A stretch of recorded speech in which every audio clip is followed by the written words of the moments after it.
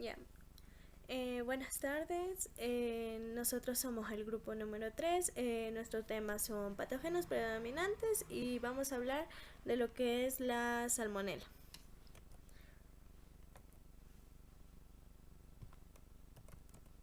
Ya, la salmonela. La salmonela es una bacteria que provoca una infección llamada salmonelosis, siendo una de las cuatro principales causas de las enfermedades diarreicas a nivel mundial.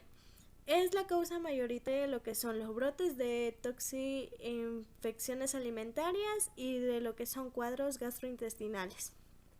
El serotipo más predominante de estos cuadros de salmonelosis humana es la Salmonella enteritidis. Ya, este parásito vive en el intestino de las personas y animales sanos y puede transmitirse de las personas por consumo de alimentos contaminados o también puede transmitirse a través del contacto directo con animales o por lo que es el medio ambiente. Ya, en la mayoría de los casos los síntomas son leves, los pacientes se recuperan sin tener algún tratamiento específico.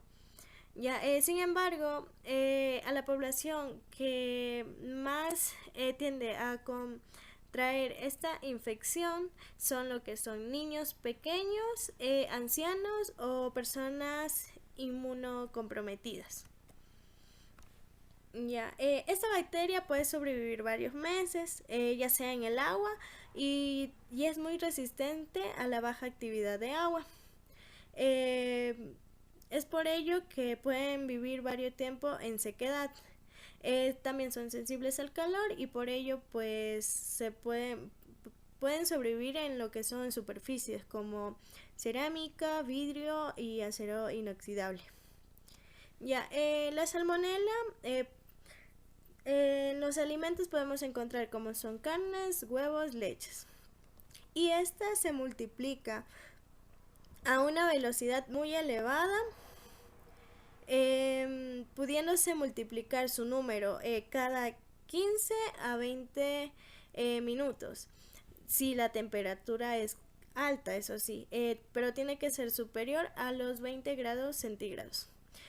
Dado que su temperatura óptima de crecimiento es de 35 a 43 grados, es por ello que los alimentos deben estar en refrigeración. Listo. Se ha determinado en lo que es en una asociación epidemiológica en los siguientes alimentos donde podemos encontrar o contraer esta infección por salmonela.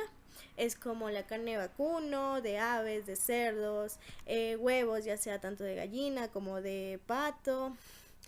También la leche y los derivados de la leche, productos lácteos, también pescados, camarones, también lo que son anclas de rana, cocos, salsas, aderezos, huevos crudos, gelatina seca, manteca de maní, mezclas para tortas, cacao, frutas, ya sea también verduras y lo que también puede ser chocolate. Ahora vamos a hablar de las características microbiológicas de la salmonela. Es una enterobacteria gram negativa con forma de bastoncillo. El tamaño de las varillas varía de 0,7 a 1,5 micrómetros a 2,2 a 5 micrómetros. La salmonela produce colonias de aproximadamente 2 a 4 milímetros de diámetro. Tiene flagelos perítricos, aunque a veces son inmóviles. No forma esporas. Son quimio-organótrofos anaeróbicos facultativos. Son oxidasa negativa y catalasa positiva, debido a ser un bacilo gram negativo. Generalmente son capaces de reducir el nitrato a nitrito, de crecer en citrato como única fuente de carbono, capaces de producir ácido y gas a partir de glucosa, de producir sulfuro de hidrógeno en hierro triple azúcar y descarboxilar lisina y ornitina, además de hidrolizar indol y urea.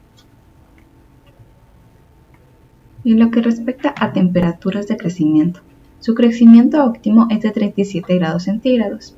Normalmente, la salmonela no crece a la temperatura del refrigerador. El rango de temperatura de crecimiento varía de 7 a 45 grados centígrados. El pH. El pH óptimo para el crecimiento de la salmonela es de 6,5 a 7,5, pero las salmonelas pueden proliferar en el rango de pH de 4,5 a 9,5. En oxígeno, son capaces de generar ATP con oxígeno aeróbicamente cuando está disponible, o de utilizar otros receptores de electrones o fermentación anaeróbicamente cuando no hay oxígeno disponible. Hábitat. La salmonela habita el intestino del hombre y de los animales. Estas se liberan a través de las heces fecales. Pueden estar en un variado número de alimentos, especialmente en la carne de ave, de res, cerdo y productos elaborados en base de estas. También está presente en verduras, frutas, platos preparados en restaurantes, en sándwiches, aguas, suelos y otros. Los humanos se infectan al consumir por vía oral, al ingerir bebidas, aguas o alimentos contaminados, especialmente de aves y huevos. Los huevos de ave pueden estar contaminados con la bacteria en la superficie cuando los lugares donde las gallinas ponen los huevos no están higiénicos y están llenos de material fecal. La gallina puede presentar en su organismo un tipo específico de salmonela, que es la Salmonella enteritidis, la cual no afecta al ave, sino que esta pasa directamente a la yema a través del conducto transovárico durante la formación del huevo. Por lo tanto, el huevo viene ya contaminado en su interior. La salmonela se aísla, como ya lo mencioné, en el intestino del hombre y de los animales. Cuando defecan, estas salen contaminadas y contaminan suelos, agua y alimentos. La salmonela se desarrolla de mejor manera en ambientes ricos en nutrientes y a temperatura ambiente, que es 37 grados centígrados, la temperatura de nuestro cuerpo. También se puede mantener viva en el agua de ríos o lagos que están contaminados con material fecal.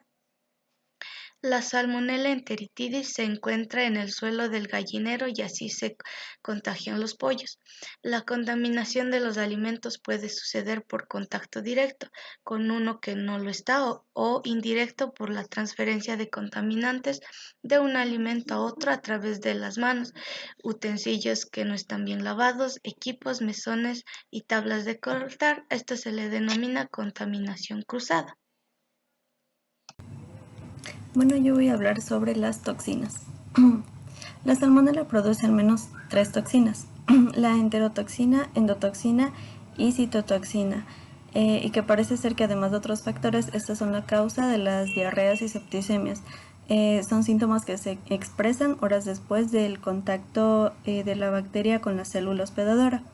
Durante el proceso de infección, la salmonela induce la liberación de citotoxinas proinflamatorias que intervienen en el proceso diarreico. El mecanismo de infección. Después de la ingestión de agua y alimento contaminado, la salmonela inicia su ciclo de infección invadiendo el hospedero a través de su tejido linfoide, incluyendo las placas de Peyer y tonsilas fecales en las aves. Esta se adhiere a las células epiteliales del ilion y a las células M, que debido a la ausencia del borde de cepillo así como glicocálix representan una puerta de entrada para las enterobacterias. La salmonela invade las células del hospedero por un mecanismo conocido como disparo o trigger. La bacteria envía señales a las células epiteliales que inducen arreglos del citoesqueleto, dando lugar a la formación de ondulamiento o ruffling en su superficie como respuesta al contacto. Estos reconocen varias proteínas efectoras de la SPI1 involucradas en los arreglos del citoesqueleto, como son SPI-A, SOPE, SOPE2 y SOPB. La enfermedad. La patología ligada a la salmonela agrupa un conjunto de enfermedades denominadas salmonelosis, y estas pueden manifestarse bajo 2 aspectos esenciales: las fiebres entéricas y la gastroenteritis.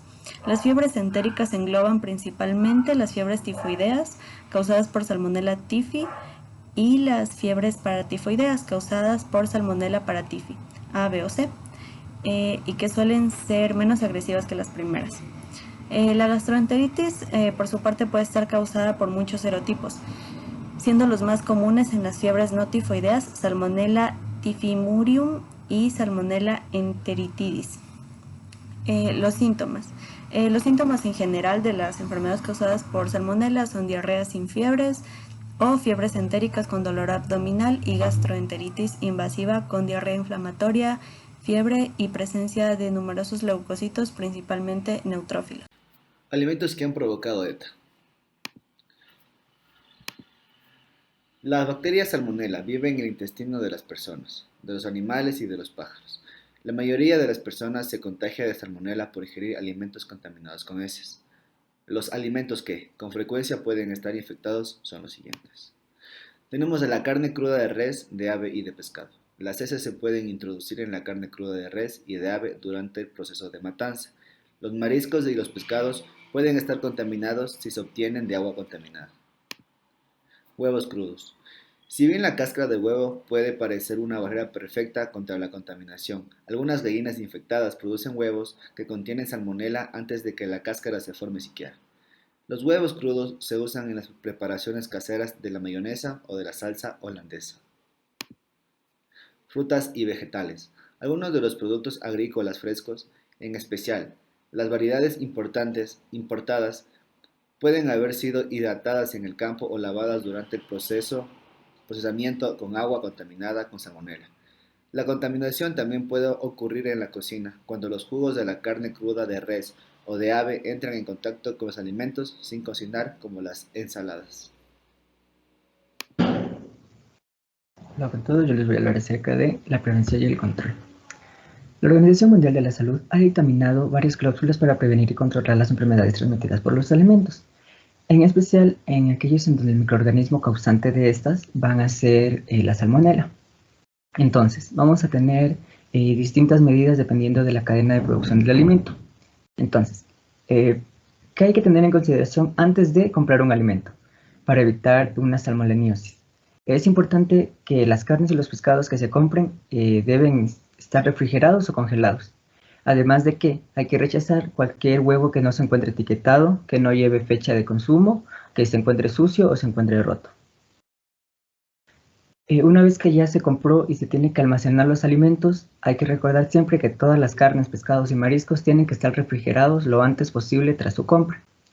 Hay que evitar que las carnes se escurran sobre los alimentos que se van a comer en crudo, como las frutas generalmente.